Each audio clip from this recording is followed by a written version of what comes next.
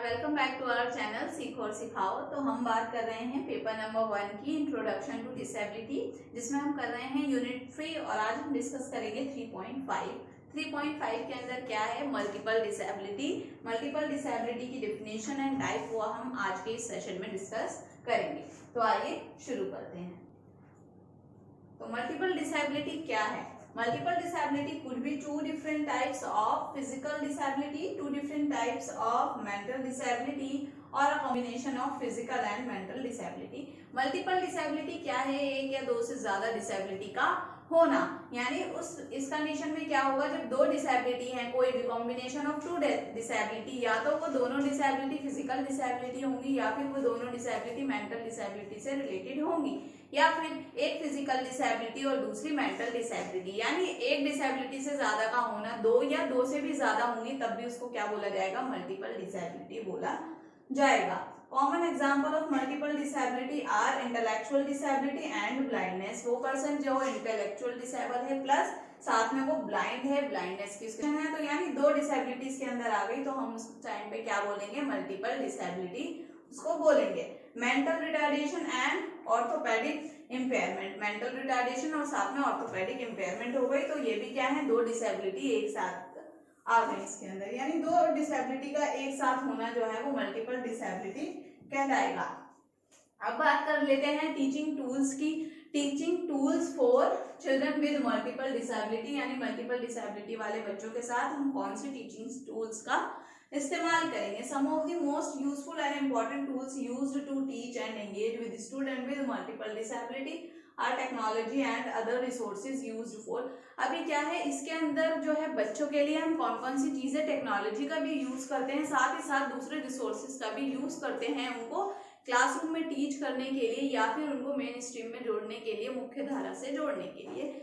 दूसरे इक्विपमेंट कैसे आ सकते हैं? हियरिंग एड दे दिया अगर उसको सुनने में भी दिक्कत है, साथ में जो है उसको इंटेलेक्चुअल डिसेबिलिटी है, और अगर वो ब्लाइंड है या फिर लो विजन है, उसका बहुत कम दिखता है, उसको तो स्पेक्स दे देंगे उसको देखने के लिए, या फिर मूवमेंट में उसको दिक्कत है तो उसको हम स्टिक दे देंगे या व्हील चेयर दे देंगे, या जो भी चीज उसको चाहिए वो चीज उसको प्रोवाइड कराई जाएगी।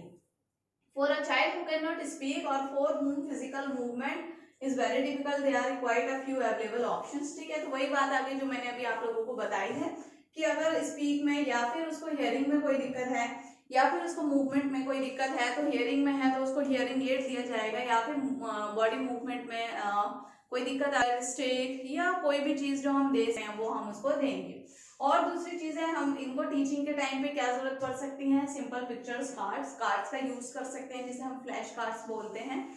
आप लोग अपनी टीचिंग प्रैक्टिस में बनाते भी होंगे। Keyboards with specialised interfaces to support users with fine motor difficulties, तो कीबोर्ड वो भी अलग तरीके के बने होंगे, इन लोगों के लिए अलग आते हैं, और जो विजुअल इम्पेयर्ड होते हैं उनका जो कीबोर्ड होता है वो भी थोड़ा अलग आता है, उसमें डॉट डॉट्स बने होते हैं, जैसे ब्रेल में बुक्स में होता है, टच करके वो जो है फील करते हैं कि कौन सा लेटर है, कौन सा वर्ड है। सेम ऐसे ही कीबोर्ड में आता है, वो उसको क्योंकि देख नहीं सकते तो वो उसको टच करके जो है उसको फील कर लेते हैं कि ओके ये ए है या बी है, उस तरीके से जो है वो उसका यूज करते हैं। iPads and similar devices with apps designed for text to voice। ठीक है, और दूसरे जो हैं टेक्नोलॉजी आ गई, iPads हो गए और दूसरे डिवाइसेस जो क्या करते हैं, उनके जो टेक्स्ट है जो रिटन में है उसको ऑडियो में आपको प्ले करके दिखाते हैं, यानी जो लिखा हुआ है वो उसको बोल के बताते हैं। आजकल आप गूगल में भी देखेंगे, आप कुछ सर्च करते हैं गूगल पे या कोई डेफिनेशन या कुछ भी आप ढूंढते हैं, तो डालने के बाद वो गूगल से खुद ही आती है, वो पूरी डेफिनेशन रीड करके आपको बताती है कि आपने ये सर्च किया और जो है ये है इसका मीनिंग, पूरी वो डेफिनेशन आपको बता देती है। तो क्या ये मेनली हम लोगों के लिए नहीं है, क्योंकि हम तो उसको रीड भी कर सकते हैं, ये मेनली किसके लिए है? हमारे विजुअल इम्पेयर्ड जो होते हैं उनके लिए ये चीज बनाई गई है। पिक्चर सिलेक्शन और other form of communication. In addition to this, student with severe multiple handicaps may also benefit from a wide range of teaching tools such as speech to text technology, वही आ गई बात, educational apps that support the pre-writing and writing process। कुछ अलग अलग educational apps भी होते हैं, कुछ चीजें स्कूल्स में बनाई जाती हैं, कुछ सेंटर्स पे बनाई जाती हैं बच्चों को इजीली सिखाने के लिए, वो पहले से कैसे सीखे, प्री राइटिंग जो है बुक्स होती हैं, कुछ उसको सिखाया जाता है।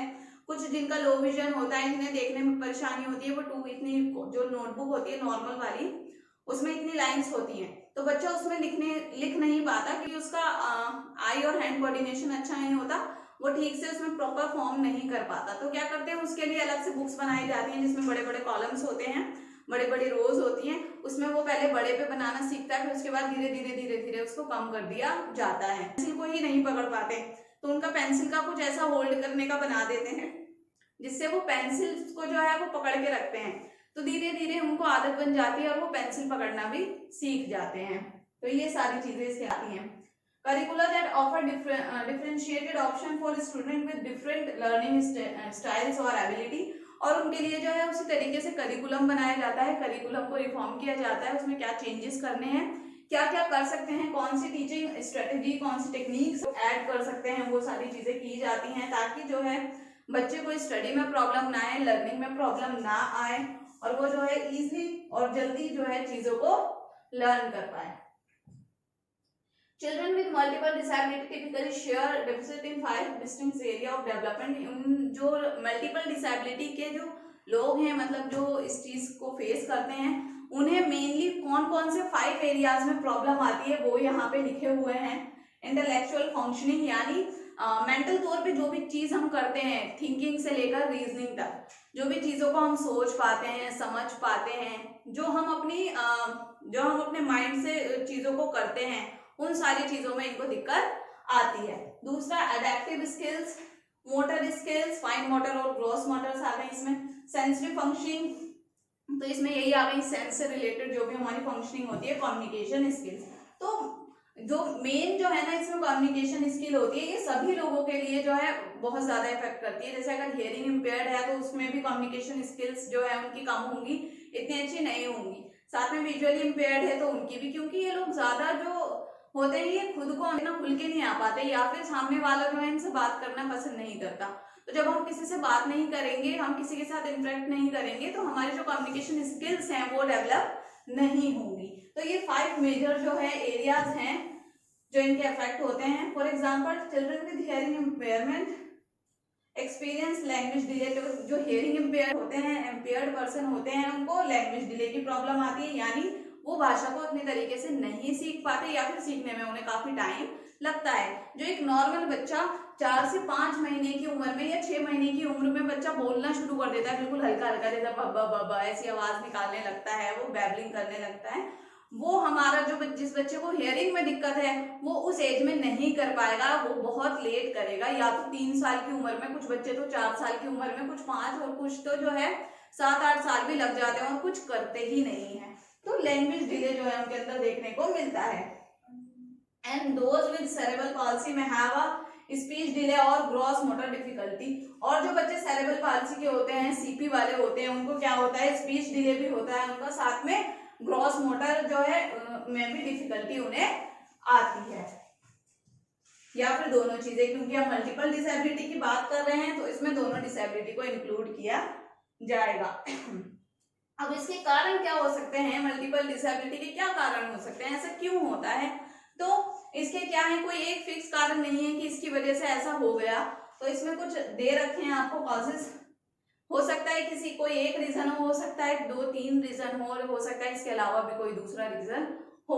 तो lack of oxygen at birth के टाइम पे ऑक्सीजन की कमी हो जाना, chromosomal abnormalities, premature birth, time से पहले बेबी का हो जाना, या बेबी जो है प्रीमेच्योर है, कॉम्प्लिकेशंस आफ्टर बर्थ के बाद कॉम्प्लिकेशंस आना, poor development of the brain और स्पाइनल कॉर्ड, ब्रेन और स्पाइनल कॉर्ड का पूरी तरीके से डेवलपमेंट नहीं हुआ, जिसकी वजह से जो है उसको आगे जाके डिफिकल्टी आती है। इन्फेक्शन हो जाना, या तो मदर को कोई इन्फेक्शन हो गया at the time of birth, या फिर at the time of pregnancy, या फिर डिलीवरी के बाद जो है जब बेबी हुआ, बेबी को कोई इन्फेक्शन हो गया, तो दोनों ही कंडीशन में जो है ऐसा हो सकता है। जेनेटिक डिसऑर्डर और एक्सीडेंटल इंजरीज, जेनेटिक भी हो सकता है बाद में कोई ऐसा एक्सीडेंट हो गया, कहीं गिर गए या कोई कार एक्सीडेंट हो गया, कुछ भी हो गया जिसकी वजह से ये दिक्कत आ गई। तो ये कुछ इसके कॉजेस थे जिनकी वजह से जो है मल्टीपल डिसेबिलिटी या किसी दूसरी डिसेबिलिटी के भी ये कारण हो सकते हैं। तो ऐसा जरूरी नहीं है कि इनमें से कोई एक फिक्स होगा, हो सकता है 2-3 हो, और हो सकता है इनमें से कोई सा ना हो, कोई दूसरा हो, ठीक है। तो ये थी हमारी मल्टीपल डिसेबिलिटी, जिसके बारे में भी हमने डिस्कस किया कि मल्टीपल डिसेबिलिटी क्या है, इसकी डेफिनेशन क्या है, इसके टाइप क्या है। तो होप कि आपको ये सेशन बहुत अच्छे से समझ आया होगा, आपने सारी चीजें अच्छे से समझ ली होंगी। तो मैं आशा करूंगी कि आपको मेरा ये सेशन अच्छे से समझ आया होगा और आप जो है इसी तरीके से हमारी वीडियोस को देखते रहेंगे और अपने फ्रेंड्स के साथ शेयर करते रहेंगे। तो आज के लिए इतना ही, अब हम मिलेंगे हमारे नेक्स्ट वीडियो में। Thank you so much.